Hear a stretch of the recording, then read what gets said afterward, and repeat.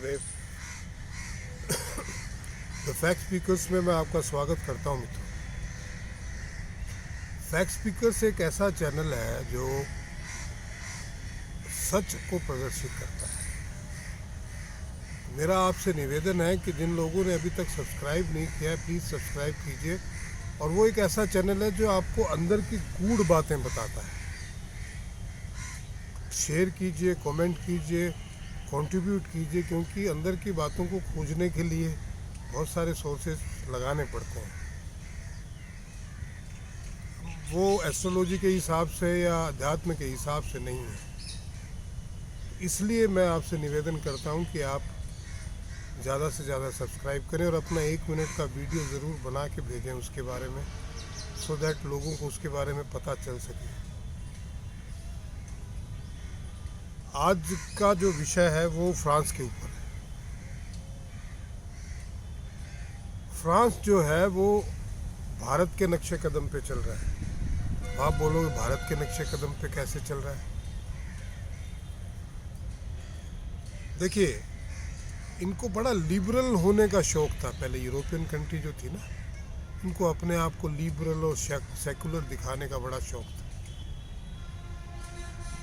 उस चक्कर में जितने भी ये शरणार्थी हैं, ये बिल्कुल पता लगाए बगैर कि इसमें से कौन आतंकवादी हैं और कौन सही है, इन्होंने सबको घुसा लिया।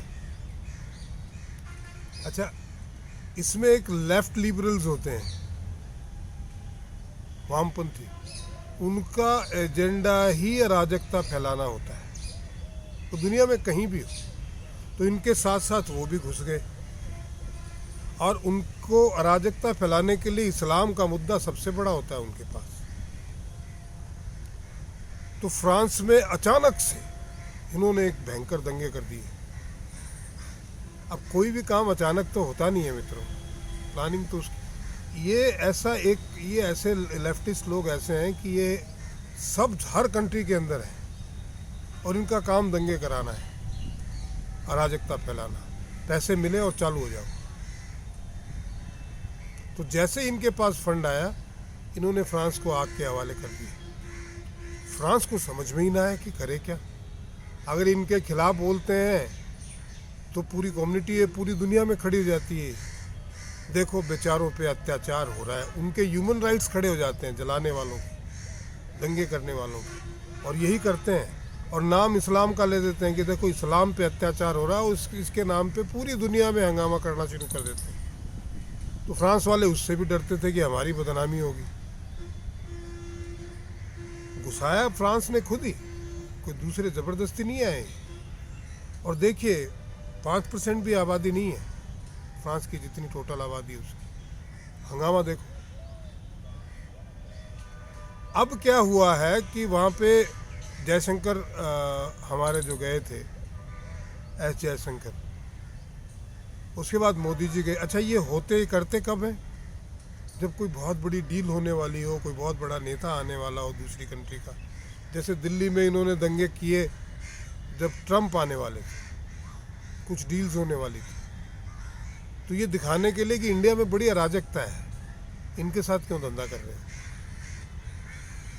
और पूरी मीडिया का ध्यान रहता है तब उधर। जैसे ट्रम्प हिंदुस्तान में आए तो पूरे वर्ल्ड की मीडिया का ध्यान हिंदुस्तान की तरफ था, तब इन्होंने दंगे कराए। और वो जैसे ही ट्रम्प चले गए वो शांत भी हो गए। वैसे ही मोदी जी जैसे फ्रांस गए तो पूरी दुनिया के मीडिया का ध्यान वहाँ था कि मोदी वहाँ क्या करने वाले हैं। तो मोदी के जाने से पहले इन्होंने किया और मोदी के आते ही शांत भी हो गए। और फ्रांस हक्का बक्का रह गया कि ये हुआ क्या एक्चुअली, ये कैसे हुआ, हमारा पूरा सिस्टम फेल कैसे हो गया। तब वहाँ पे एस जयशंकर गए, मोदी जी गए थे, उन्होंने समझाया how to deal with these guys.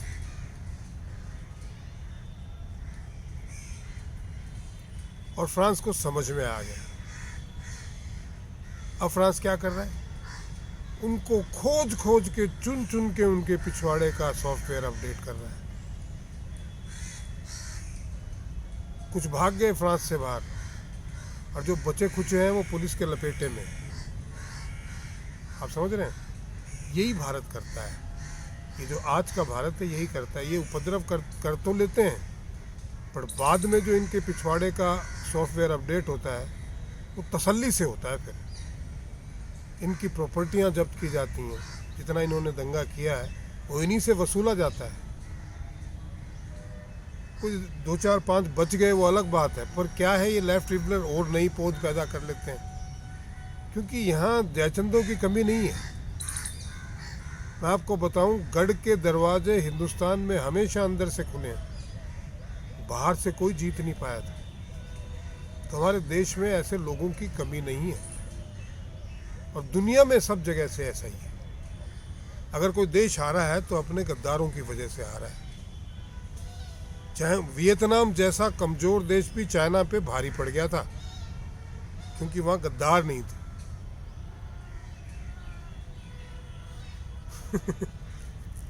तो ऐसे ही है। इराक भले ही 7 दिन के लिए लड़ा हो अमेरिका से, बट पूरी ताकत से लड़ा, क्योंकि वहां गद्दार नहीं थे। और सद्दाम पकड़े तभी गए जब घर में गद्दार निकला।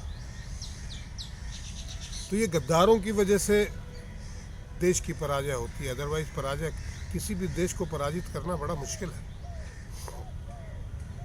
अब फ्रांस भी वही कर रहा है जो हिंदुस्तान करता है, उनकी प्रॉपर्टियां जब्त कर रहा है, उन्हीं से वसूल रहा है, उन्हीं के पिछवाड़े के सॉफ्टवेयर को बहुत अच्छी तरह से अपडेट कर रहा है, जिससे वो दोबारा घुटनों के बल भी रेंग ना सकें। और आगे क्या हो रहा है, स्वीडन में देखिए, पूरे यूरोप में ये जो शांति दूत है इनके खिलाफ एक माहौल बन गया है। उन्होंने ही पाला इनको, उन्होंने इनके पक्ष में हिंदुस्तान के खिलाफ कई बार बोला है, कई बार बोला है। पर जब आज उन पे आई है तो उनको पता चला कि अरे बाप रे, कितने खतरनाक लोग हैं। पर अब पछतावत होत का जो चिड़िया चुग गई खेत, क्योंकि अब तो ये ISIS उनके घर घर में हो गया है।